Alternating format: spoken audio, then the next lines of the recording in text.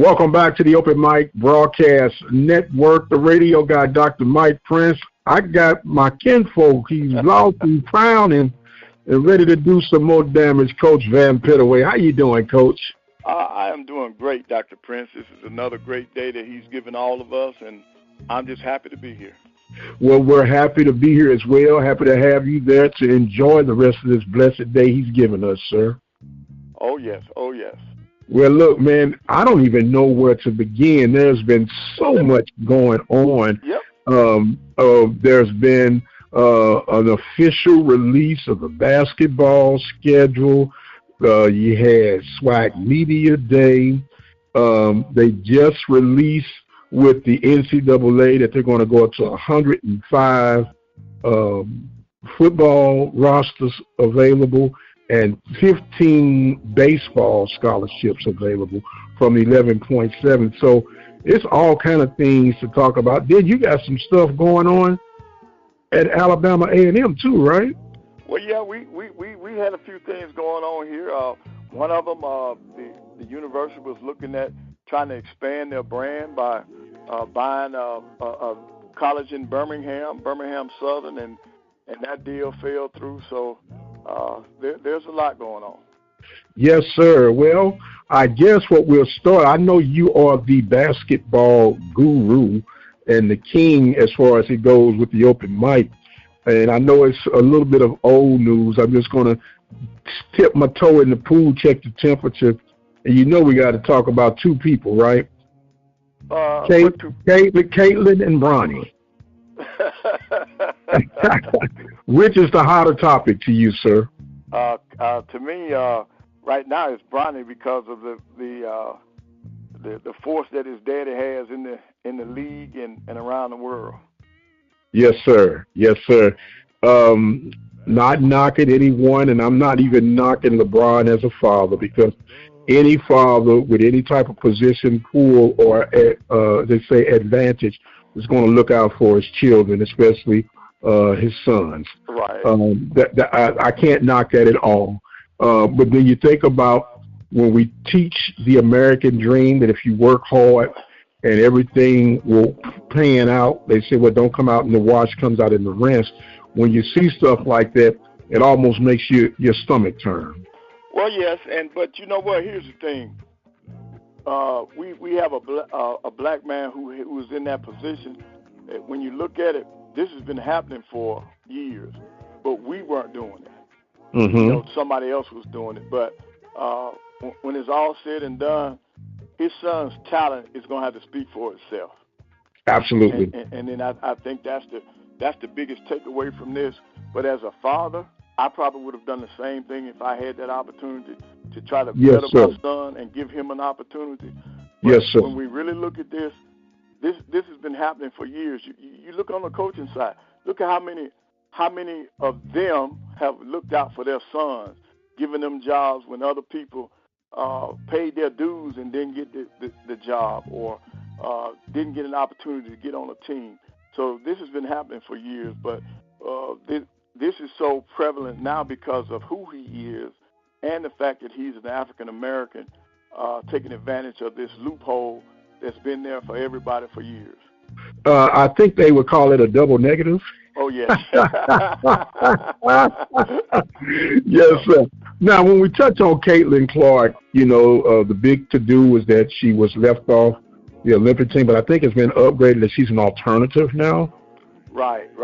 Yeah, I think if somebody's injured or can't make it, then, you know, she's next in line. But here's my take on that. They took the best and most qualified people for that team. Now, even though they lost that exhibition game against the All-Stars, but I still think they did the right thing. Caitlin has not paid her dues, and for her to come straight in and say that she deserves a spot on the Olympic team, I don't agree with that. I think in fact, there are some other women who did make the Olympic, who are not on the Olympic team, that should be ahead of Caitlin. Mm-hmm. A case in point, the young lady that won the MVP of the All-Star game. She's not on the Olympic team, and she took her name out because of the politics that's involved. Mm-hmm. She wouldn't get picked anyway. So she took her name out so that they wouldn't have that headache to worry about. But she's certainly capable, and she should be ahead of Caitlin. Well, I'm thinking that Caitlin is the high vocal point because the attention that she helped raise for women's basketball. Correct. And even if it wasn't nothing but a glorified PR move to get more eyeballs on the sport to help advance it even further, which leads to bigger and better TV deals. Right, but see, the Olympics are the Olympics. They don't need other stars because it's once every 4 years. The spotlight's going to already be on the Olympics. Right. And then with our women's team, they're going for their 8th straight Olympic gold. The spotlight was already there. And I think now Caitlin has done a lot for women's sports, period. Back from her days at Iowa, being drafted number 1, and certainly her marketability has proven itself. You can market that young lady because you can look at the attendance, the games that where she's not even. I'm not even talking about their home games, which are sellouts.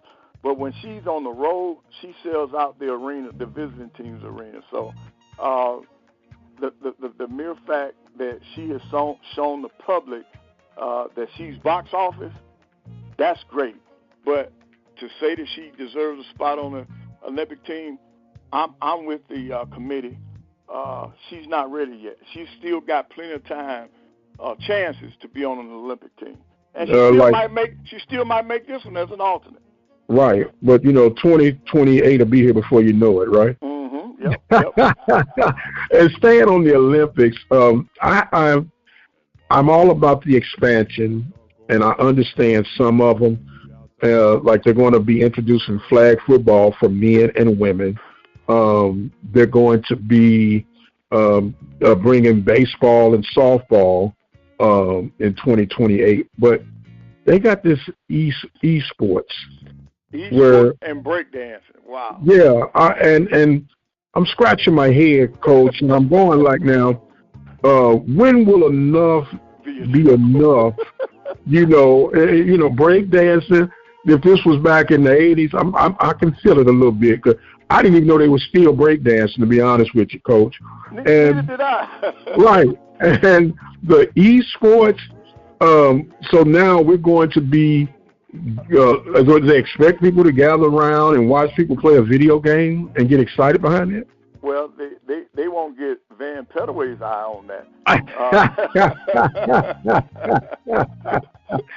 Yeah, Coach, I think we have officially arrived in the dinosaur section. Yep. And I'm not gonna fight him on it, but as my pop used to say, well, if you like it, then I love it. Yeah. But it's just amazing. But I do have this question: do you feel that the Olympics is not necessarily what it used to be, or do you think it's just changed with the time, or it's just because I'm a dinosaur? Well, no, I think the Olympics are changing with the times. They was long overdue for them to bring baseball back. I didn't understand that move when they first took it away. But I think baseball, your traditional sports, I think should always be in there. Mm-hmm. And then since they had baseball, softball should have been a part of it also. But, no, I just think that the Olympics are changing with the times. Yeah, I guess you might have a point. Yep.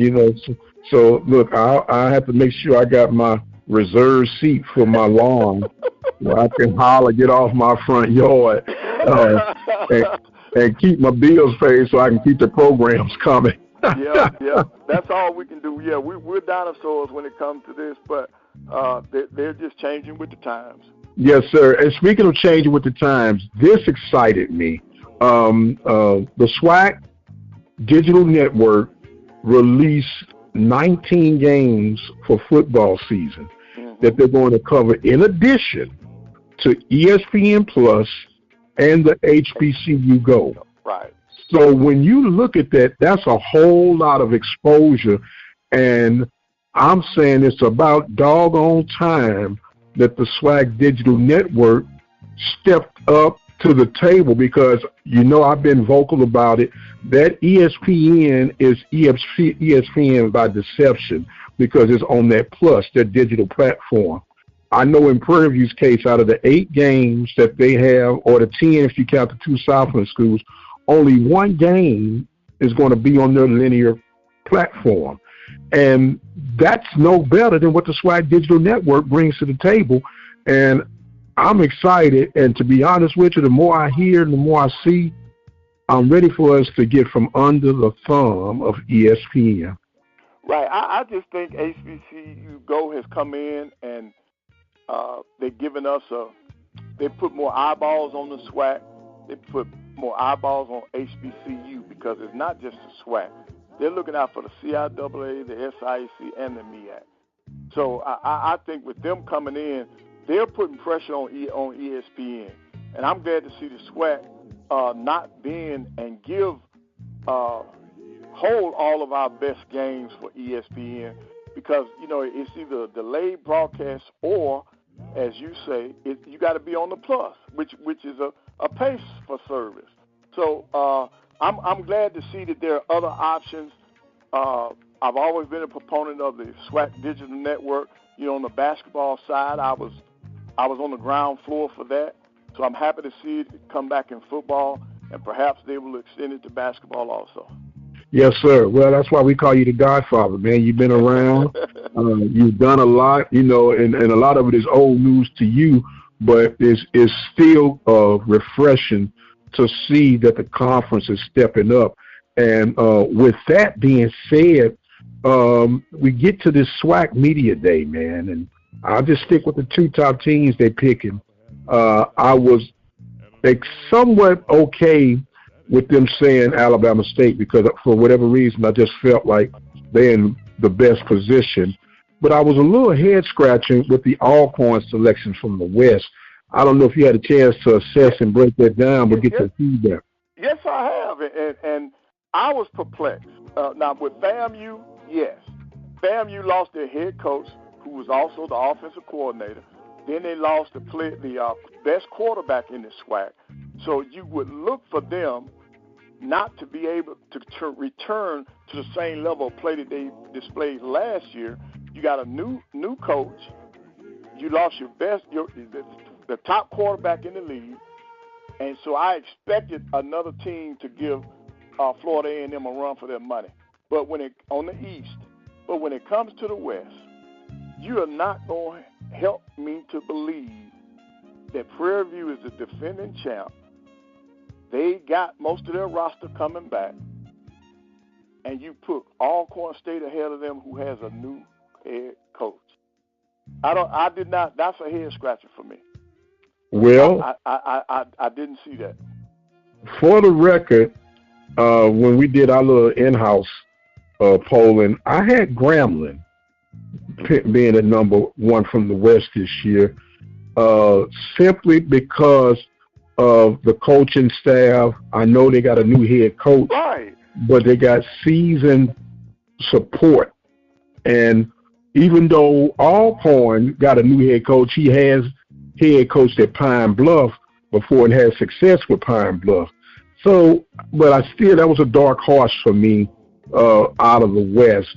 But when the dust settled, they still got to play all the games, right? Yes. Oh, yes. And they got to make them line up. But before you know it, we'll be looking at the pigskin rotate in the air and get all these things gathered around. Now, you say, and Brother Rice, who is also an affiliate and did a great job with helping us get together interviews for SWAC Media Day, he said, oh, man, we don't worry about that hot seat y'all be talking about with Maynard. He's always on the hot seat, and he finds a way to make it cool down. Well, yeah, that's so true. But, losing 2 years in a row to Alabama State, that seat's going to stay warm now. That seat's going to stay warm now. Say, not so fast, my friend, not so fast, huh? Yeah, but the love that I'll forgive him. But when it comes to Alabama State and that Magic City Classic, he and some of these fans aren't seeing eye to eye. Uh-oh. Well, do you, not that we wish any ill will, do you think if things stay as they've been, that this will be the final chapter? Well, no. With him signing that new contract just 2 years ago, so he still has another year. I don't see Alabama A&M being one of the schools that abide a contract. They normally let you in when your contract is over. They just don't renew it. It's been quite a few years since they just paid off a coach. Okay. And I guess for today, last but not least, Coach, SWAC office made it official. We had talked about it more than one occasion about the switching of basketball in its format. Now that it's, I'm going to say, temporarily etched in stone, what's your final thoughts? Well, it not only is the format etched in stone, they've moved the tournament to Atlanta. Mm-hmm. And I agree with the venue. They're going to the Gateway Center, which I think the maximum is 5,000. 5,500, something like that. Yeah. Right. That's the right size for us. Let's outgrow the Gateway Center, then look to move it to somewhere else. But with all these championships, you already got baseball in Atlanta.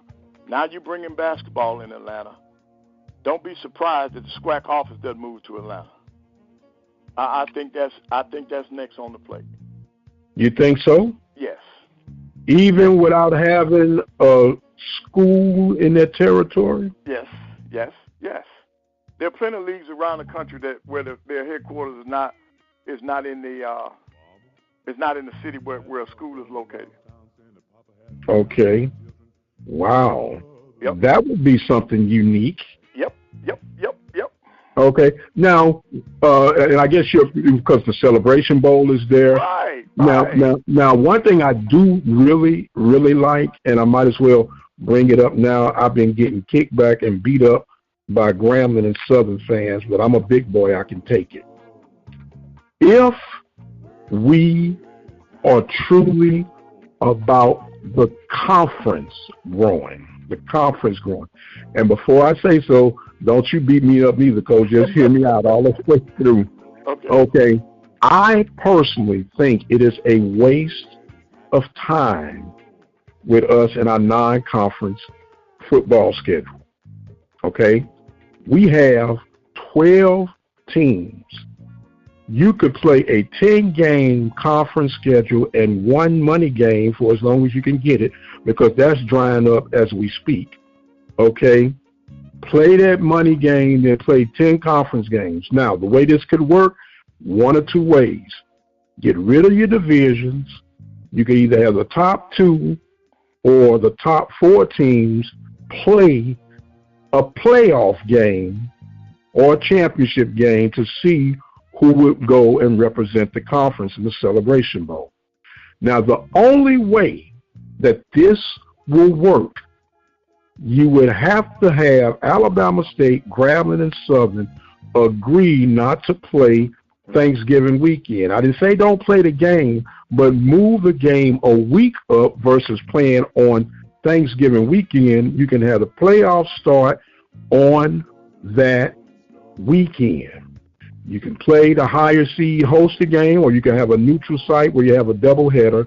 You play your championship that next week, and then go on and take on the MEAC.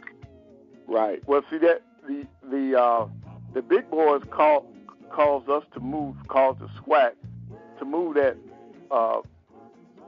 the game with the MEAC.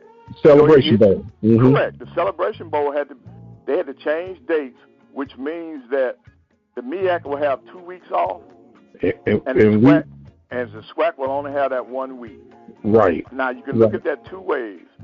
Some coaches don't want that 2 weeks off. Mm-hmm. Because they feel like that their team will lose rhythm. Right. Some of the SWAC teams will probably say, well, we probably need that week because there might be injuries or something that we would give us an opportunity to get more players healthier for that game. So, there's two sides to this thing. So, me personally as a coach, if I'm in a rhythm, I want to keep playing. I don't want that delay. I wouldn't want that delay. If we're playing well, we need to keep playing. So, and I'm thinking some of the coaches, that's the way they're looking at it. But they're all saying they're not going to make excuses. If they get to that game, get to the game against MEAC, they'll be prepared and ready. And then the other thing, when you start talking about Grambling and Southern moving up, you got to look at the venue. Will the venue be available for them to change dates? You know, that was part of the scuttlebutt about the Celebration Bowl. If they had to change because of the new format for the Power 5 playoffs. So they had to move that game, change the date in order to make sure that the SWAC and the MEAC were playing on a date where they would get maximum exposure. Because if they had to play during the weekend of playoffs, you would not get the full attention from ESPN and everybody else. Okay, here's another alternative. Start and put in an amendment or whatever they have to do, because if the Power 4 can do their thing, we ought to be able to put in an amendment for our conference to start at week 0. Yeah, but if you put it at week 0, you still gonna end up playing against their playoffs, and you're not gonna get the. No, I'm talking about creating an internal playoff. Oh, I got you.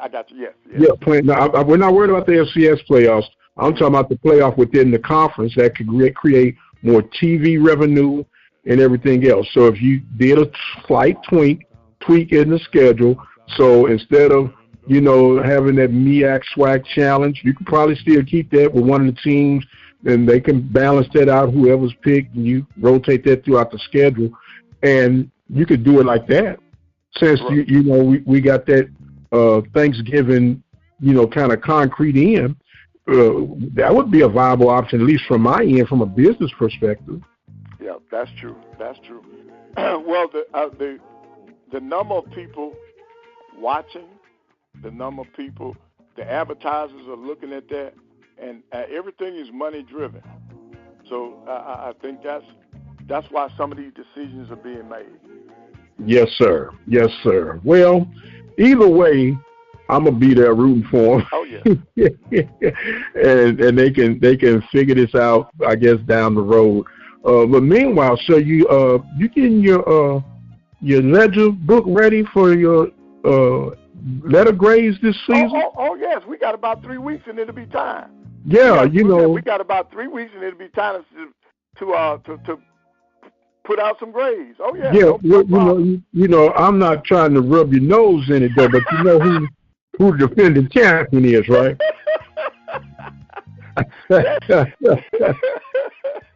You know I wasn't gonna let that get away, huh, Coach? I know you weren't. I knew that. I knew that. But I'm looking forward to it. I think we're gonna have us another great year in the SWAC, and then we'll see what the MEAC is gonna do. There's a very interesting conference, and if that conference is gonna be viable, they're gonna have to add some more schools. Well, the dream would be able to merge them as one, but because of logistics, it would be just about almost impossible. Right. But man, it sure would be nice to have a super conference, wouldn't it? Yep. Yes, it would. And you can't even magically put this together. I guess you could do it on a video console, but not in realistic terms with the budget restraints that we have. I'm just thinking, could you imagine having to go to Delaware? Yep. Up on that East Coast, man, that's rough, boy. That would be rough. Yes, sir. And we wouldn't play. Only way it would work, it would be football only, because the other stuff you would have to stay regional. Right. They have to come up with pods and play and bring teams to an area where you can just play. You can get 3 or 4 games, that kind of stuff. Right. And I guess I want to close off. NCAA approved 105 scholarships for football. That's an increase, if I'm not mistaken, of 20 scholarships, because I think it was 85 before. Correct. That's a lot of money, Coach. Oh yes, but they got it. Right. See, there's there's no longer a power 5. It's a power 3.5. A power 2. Yep. Yes, sir. A power 2. But you know what? They gonna get a Big 12 a chance. They're gonna get a Big 12 a chance. But between the SEC and the Big 10, they're running things, and I in the near future, you're gonna see football break away. Watch what I tell you. Oh yeah, that's already the handwriting on the wall, and it's a little bit of egg on Clemson and Florida State right about now too. Right. Yep. The SEC say we don't. SEC say we don't need you, and the Big 10 say we don't want you. Yep. But the Big 12 say come on in. But what I don't like about the Big 12 opening Pandora's box and peaking, because they're going to mess with these private equity investors and to lure those 2 schools in, which will come in. They're already showing that they disgruntled and troublemakers. They'll come and mess that whole apple core up with what the Big 12 is trying to build. Right. Yeah, it's going to be the landscape of college football is going to change again. Well, I'm going to reach out there on a limb, Coach, for the Big 12, because I grew up watching the Big 12 with the old Missouri Tigers. I'm seeing that they're going to throw out a lifeline to Oregon State, Washington State, Florida State, and Clemson, and have them have a base of 20 schools. Yes, sir. That would be different now. And look, I'm gonna do it like this. Y'all heard it first, right here at the open mic.